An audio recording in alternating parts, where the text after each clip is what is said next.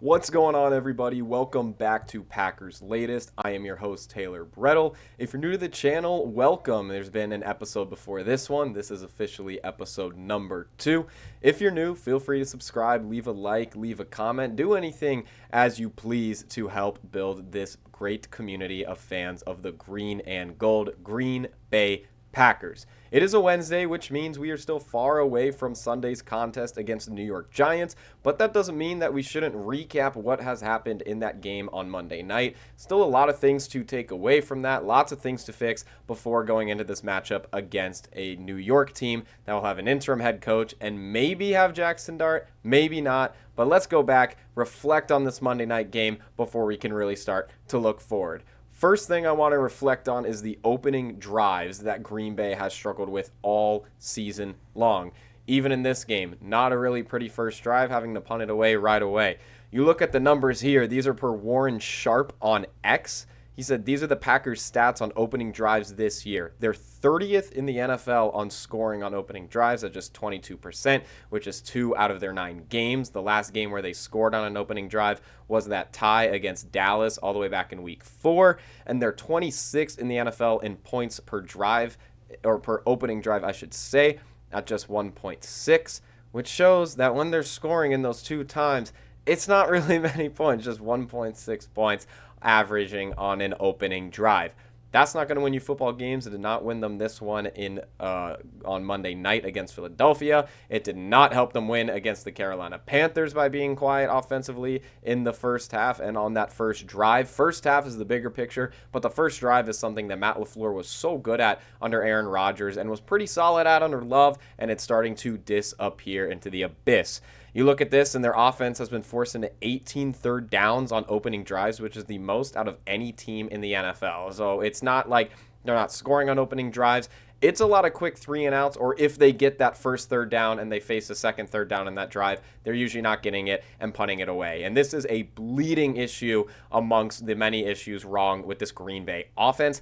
I believe that scoring on the opening drive is important. I know that sounds very obvious, but this is what sets the tone for a Packers team. And don't get me wrong, I know I said the last time they did it was that Dallas game where they ended in a tie, but they scored 40 points in that tie. They set the tone early that this is going to be an offensive battle, and contributing to that in a touchdown for Green Bay was Romeo Doubs scoring it. He had 3 touchdowns in that game, and that's just it's been gone. It hasn't been seen in anything since week 4 for this Green Bay team. And another source on X per Dare Carriger, he said after their first 5 games, this is really important to note on the underwhelming success of just the offense overall. After the Packers' first 5 games, the Packers ranked 3rd in NFL in play action rate, and Jordan Love had a 128 passer rating in play action. You now go to their 4 games since, and they rank 29th in play action usage. They're just simply not calling play action anymore. And I know maybe opening a drive using that, maybe it's too early to call play action. But you look at the game on Monday, they couldn't get anything going. And don't get me wrong, Elgton Jenkins went down. I'll get into that a little bit later. You're missing Tucker Kraft, who's great on blocking, so maybe it's harder to develop these play action plays. But Tucker Kraft got hurt last week. Elgton Jenkins got hurt just on Monday night. So those 2 guys were there in those 2 weeks before, as he mentioned, in their 4 games since, ranking 29th in play action usage. Maybe that's something that they got to, kind of involve a little bit more to get off to a hot start. I mean, I remember you go back to the Thanksgiving game when they played the Lions. I know this is a little bit a while back, but I remember starting off that game with a bang, a deep pass to Christian Watson, really setting the tone against Detroit in a game where I would say that the Packers dominated. Maybe they didn't get their turkey legs and such after the game because those magically disappeared or were eaten or whatever the deal with that was. But beside the point, it's setting the tone early in an important game. That one, Thanksgiving division rival. This one against the Eagles, not a division rival, but arguably a team that could be atop not just the NFC, but atop the entire NFL. Eagles now sit at 7-2. There are also 2 other teams at 7-2 in the NFC, in the Seattle Seahawks and the Los Angeles Rams. And now the Packers are trailing by a pretty sizable amount at 5-3-1, even in their own division with the Lions at 6-3 and the Bears at 6-3. Packers now sit behind both of them. And a huge reason of this is the offense, and the bigger reason of this is the offense not being able to get it going early. So this is something that Matt LaFleur has to figure out within this play calling, why these opening drives aren't working. Maybe you pass it a little bit more because he seems, don't get me wrong, Josh Jacobs is a stud, but with how this run game has been performing recently and with how hurt the O-line is, not really being able to give Josh Jacobs those gaps that he has gotten earlier in the season, I think that they got to start passing the ball just a little bit more. And, if you pass the ball, maybe you have more successful drives and you don't have those 18 third downs on opening drives, which is the most of any team in the NFL. And speaking of third downs, let's talk about yards to go that the Packers are dealing with. I mean, they have struggled a lot to get even any manageable third downs. I have lots on this as well. This is also per Warren Sharp on X. These stats are through the third quarter. He never ended up updating it after the full game. But through the third quarter, Matt LaFleur on 2nd and 6 or longer through the third quarter of this game, 56% of the time he ran the football. And running backs between Josh Jacobs and Wilson, they were averaging just 2.4 yards per carry. So let's say it's 2nd and 6. Let's say it's on the lowest end of that scale of 2nd and 6 and longer. Then you're setting yourself up for a 3rd and 4, which is a 3rd and medium. But most of these were longer than a 2nd and 6, and you still have a 3rd and long to go. The Packers, again, this is just through 3 quarters. There was no official number on this after the complete game. But the Packers averaged just they averaged a lot in 9.1 yards to go on 3rd down through that third quarter, which was the longest average yards to go in any Green Bay game this season.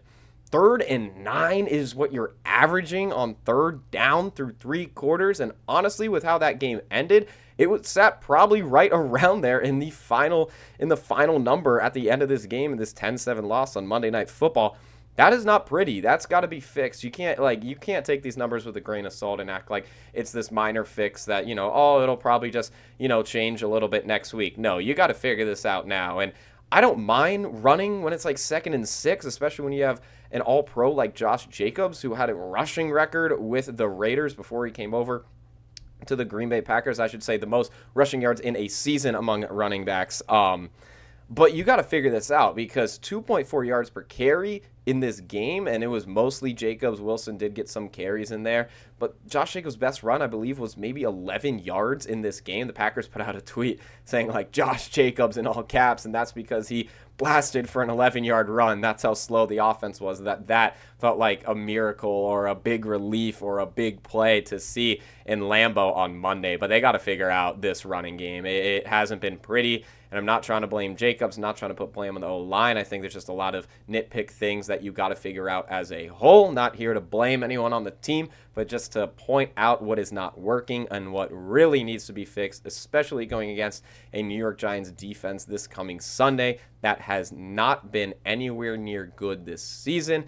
And that's a team that most recently lost to the Chicago Bears, where they had a 17-7 lead, and they blew that, gave up 24 points to lose that one 24-20. But on to the next point. Elgton Jenkins, he suffered a low leg fracture in the loss, and that might be bigger than the loss itself. I mean, Elgton Jenkins was moved to center in the offseason. He was an all-pro. He had an all-pro campaign at left guard. We've known Elgton Jenkins, if you follow the Green Bay Packers, feels like he's been here forever. He is a true Packer. He bleeds green and gold. He hobbled off the field, which is what you saw on TV if you're watching the broadcast, but then when he got near the tunnel, he ended up having to be carted off to get to the locker room. So with this injury, I've written down what the offensive line is likely going to look like. This is what it looked like for the rest of the game on Monday night. And based on how thin the offensive line position is when you take a peek at that depth chart, it is probably going to look like this. You got Rasheed Walker at left tackle, who is in his main position. He's still there and healthy. Aaron Banks, their big offseason signing from San Francisco, he's at left guard where he should be. He has not played too great. He had a lot of miscues in the loss to Philadelphia. Then you got Sean Ryan now at center. He was a backup, listed as a right guard with a secondary at center. He was listed as a backup for both of those positions. So now he's moving from his primary of right guard to center and moving from a backup to the new starter. Big shoes to fill for him, especially when you're trying to replace a name like Elgton Jenkins, who is going to go down as a Packers legend. You go to the right guard, Jordan Morgan. He was listed as an offensive tackle when the Packers drafted him in the first round. He was a left tackle mostly while at Arizona. but he's moved to right guard with Green Bay and starting to see more time with these injuries. And then you look at right tackle, Zach Tom, he's in there. That's his main position. But even though you got three guys in their main positions, you look at the center, you look at the right guard, lots of mix up there, lots that'll need to be figured out. It's like offensive line is not an easy plug and play, as some people may think. I mean, it is really a tough position to plug and play, especially when you're someone like Jordan Morgan, who mainly played tackle, specifically left tackle, all of college, and now they want him to play guard on the right side. Big change. People expect a lot, especially being a first-round pick, but it's not an easy transition. So this loss hurts Elton Jenkins, obviously, and it hurts the Packers' offensive line as a whole. We've talked about the offense a lot, but there is a lot to talk about on the defensive side and how Jeff Hafley has the boys rolling. I know the last 2 weeks, not results that we wanted, going 0-2 to the Carolina Panthers and the Philadelphia Eagles, losing both of those games by 3 points. But you look at it within those 2 games, losing both of them by 3 points. They only gave up 16 to Carolina and 10 to Philadelphia. If you give up 26 points over 2 games, you expect to win at least one of them. Unfortunately, they went 0-2. But lots of numbers on this defense that I got here. Jalen Hurts, even in the press conference, he said that the Packers defense was the best that they've faced all season. This is a Philly team that is 6-1 this season in one-score games, this being one of those 6 wins. And he said this Packers defense was the best that they faced all season. You look at the numbers. They held Saquon Barkley to just 2.7 yards per carry. He had 22 carries for 60 yards. Did have a couple receptions. I believe he had 4 for about 41 yards. We'll need to double check those numbers to be specifically accurate, but I know on the ground, just 22 carries for 60 yards. He did not find the end zone. Eagles only found the end zone once, which was a pass play from Jalen Hurts to Devontae Smith. You look at Hurts, 57.7% completion. That was the lowest in a full game for Hurts since December 18, 2023 against the Seattle Seahawks. He has had 2 other games with a lower completion percentage in between then, but they were both Week 18 games. One of them last season against the Commanders, I think he only had 4 pass attempts. And then the one the season before, that was a game where I believe Marcus Mariota took over for the rest of it. And last year's game, Kenny Pickett took over for the rest of that. So in a game where Hurts was the starter from the first quarter to the final whistle in the fourth quarter, the last time he had a lower completion percentage than what the Packers held him to was December 18th, 2023 against the Seattle Seahawks. That is stuff that you love to see if you're Jeff Hafley. It's stuff you love to see if you're the Green Bay Packers, but you don't love to see the results that with the defensive performance like that you're walking out 0-2 in that stretch. More into the numbers, this Packers defense just 19.6 points per game allowed. That's the 3rd best in the NFC, trailing just the 7-2 Los Angeles Rams and the 7-2 Seattle Seahawks. So Packers are right up there in some of the best in football in that company, but the offense is just not able to click, not able to support for this defense. And don't get me wrong, this defense has had its flaws.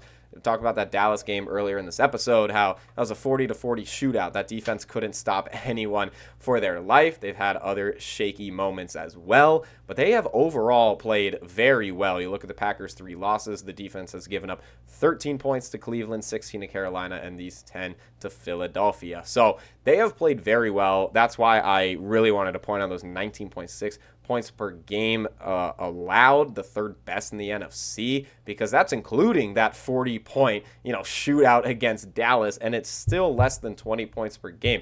Remember, Micah Parsons earlier in the season said, if the boys are scoring 20 points, expect to win every single game. And maybe some games they scored a little bit, or the defense allowed a little bit more than 20 points. You can go back to Steelers. They allowed 25. Arizona, they allowed 23, a little bit more. But the overall average, Micah Parsons knows what he's talking about, and it has come to stay true. And if this Packers offense can just figure something out, maybe get more involved in the play action, I think that out of all my notes I have here and out of everything I've read on Twitter or X, whatever you want to call it today, everything I saw on that Monday night game, I think getting back to the play action is probably the biggest thing that Green Bay needs to do. And I know you're hurt on the offensive line and Tucker Kraft is out, so blocking is harder. Play action needs to develop, and you're trying not to give Love pressure, but you got to try. I mean, there's not working, and then there's not trying it. They're just not even trying it. Once more, a rebuttal on that stat. In their 4 games since, they are ranked 4 games since, I should say the last 4 games is how you could word that. They ranked 29th in play action usage. Their first 5 games, the Packers ranked 3rd in NFL play action rate. with Jordan Love with that 128 passer rating when in play action. We've seen it many times, and I know this wide receiver room is hurt, so maybe that's why you shy away from it a little bit more. But one of the best guys to go to on play action is Christian Watson, because he's running deep down that field. Like I mentioned, that Lions game on Thanksgiving 2 years ago, who they will be playing on Thanksgiving again this year at 1 o'clock Eastern Standard Time, I believe. That's something that you got to target. You got to find what have you shied away from that was working. You got to find what are you trying to do too much that's not working. And you got to cut some things out. You got to add some things back. You got to create something new. You really just have to change this playbook on the offensive side overall. I think the defensive playbook is phenomenal. Jeff Hafley's doing an amazing job. Hope he stays a defensive coordinator in Green Bay for a while. He could easily be a head coach somewhere, kind of like the Lions, having Aaron Glenn and Ben Johnson splitting to take head coaching roles instead of staying in their coordinator roles with the team. Hopefully Jeff Hafley stays the defensive coordinator in Green Bay, Wisconsin for a long time, because this is a top 10 defense in my opinion, folks. And when you have a top 10 defense, you should be in contention for a Super Bowl. This is what Aaron Rodgers was hoping for many years when he was with Green Bay. The year where he had one of the best defenses was the year they won the Super Bowl against the Pittsburgh Steelers. And this is the same level defense that this Green Bay team has, but they're 5-3-1 because the offense cannot figure anything out. But outside of that, that's all I got for today. There's definitely more news to dig in as the week goes on. And as we get closer to that game on Sunday against the New York Giants, injury reports will be out. We'll see what's going on with Dobbs, Matthew Golden, get an official ruling on Elton Jenkins. There's lots of news that still needs to be broken. But it's only a Wednesday, so that will have to wait for another day. But I appreciate you guys tuning in for yet another episode of Packers Latest. And as always, go Pack Go.